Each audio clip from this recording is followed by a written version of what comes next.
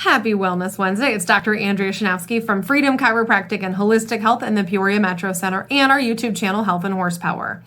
I wanted to take a chance to get a little vulnerable this week. As you know, it is May, which means we had Mother's Day not too long ago. But I really struggled this year, just looking at being a mom and some of the struggles that I deal with, and I know other mothers deal with on a regular basis. One of the things that I find myself reminding myself every single day, and sometimes multiple times a day, is that I'm enough. I know that some of us may or may not have looked into childhood traumas or understanding how our upbringing may be affecting how we are as moms or what we wish we could be like as moms. I know that I did not have the best relationship with my mother growing up and still don't to this day.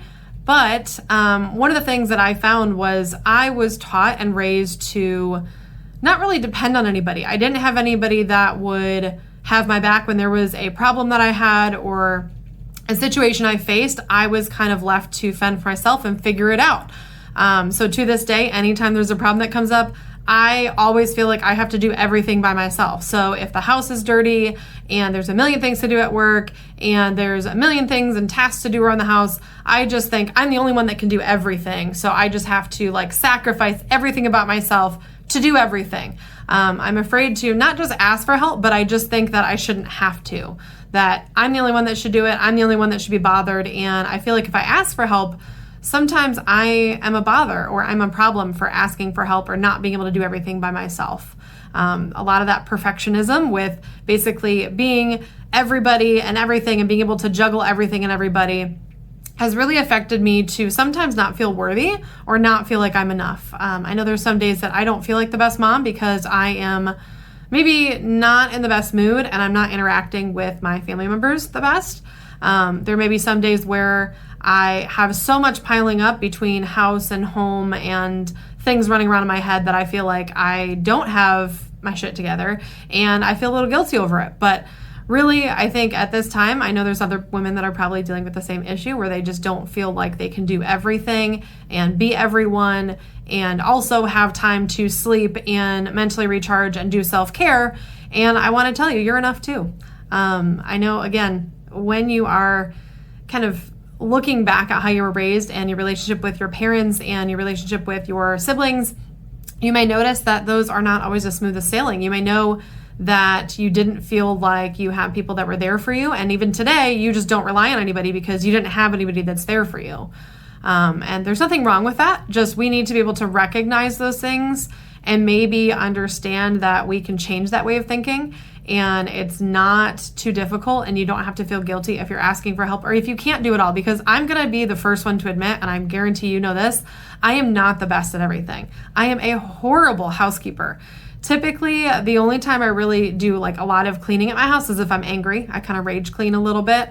Or if I know we've got someone coming over, I will typically, again, go on a rage clean, get everything clean in the house and picked up. But for the most part, my house is chaos on a daily basis. And I kind of deal with that because I don't have the energy at the end of the day to clean everything. And it's hard for me to make lists and stick with it because I know that I can say, okay, I'm going to do this room on this day and this room on this day and get the house clean and everything's going to be spick and span. But then I get home and it's like everything else happened and I didn't get around to it. So it's like, oh, well, I just give up on it now.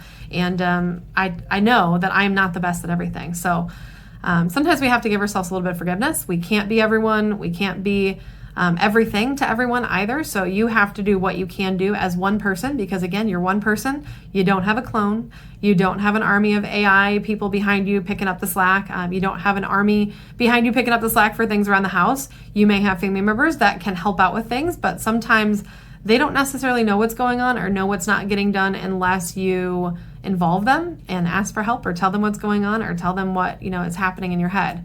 I know for me, I kind of being the, I can do everything all by myself and I don't need anybody or anyone kind of made me into a bit of a rebel. Anytime I'm told something like, this is not how it is, I like to challenge the status quo a little bit. I know in obviously my office, that is something I do on a regular basis. I have a lot of patients that come in that were told by the doctor, this is the only option, there's nothing else. And I say, really? Are we sure about that? I like to look a little bit deeper at health issues to find out what's going on, what's the actual root cause. For some people, that may be looking into organ function or autoimmune conditions that may have been missed.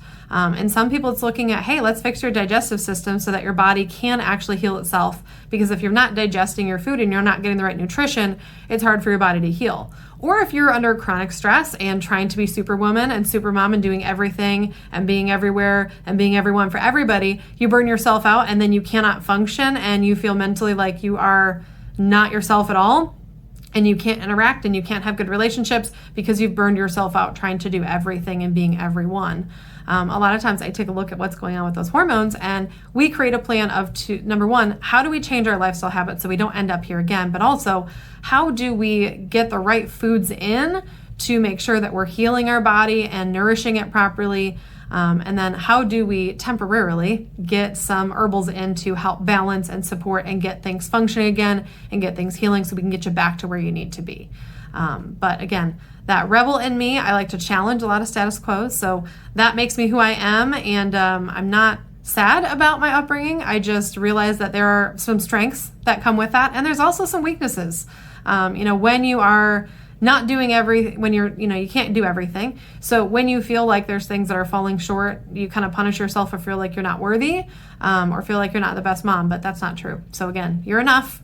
I'm enough. We need to remind ourselves of that because as moms, we are trying to do it all. And there are some days where we feel like we fall short. There's some days where we feel very alone. There's some days where we feel like, not necessarily would be better without us, but sometimes we wish that people would show some gratitude or appreciate us for who we are and what we do on a more regular basis. So here's to you moms that are dealing with some issues of not feeling worthy or not feeling like you're good enough. You are. You are doing the best you can as one person, and you're doing the best you can with the tools that you were raised with and the tools that you've developed over your lifetime. So chances are you might need some new tools in that toolbox, but in the meantime, you're enough. Remind yourself, you're rocking it. You're doing this great, Mom.